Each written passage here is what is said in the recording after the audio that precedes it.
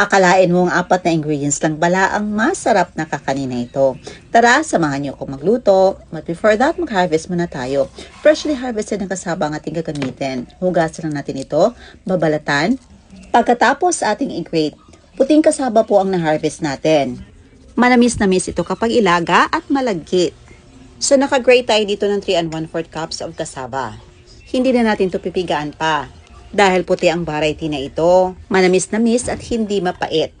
Nag-add tayo ng 1 cup of kokomama, 1 1/4 cup brown sugar at 1 1/4 cup of shredded langka. Ika-caramelize lang natin ito. And after na mag-caramelize, i-add na natin ang ating grated cassava. Pag-add natin, hindi natin ito i-mix. Hayaan na natin ito maluto ng mga 1 minuto. Takpan lang natin. Pagkatapos, haluin na natin ito para ma-fully mix ang langka, sugar, ang ating grated cassava. Lutuin natin until na mag-change yung kulay nito. At malalaman mo na luto na ito kapag naging makunat na at nag-change na ang kulay nito. At ito na, ready to serve ng ating cassava langka biko. Napakasarap nito.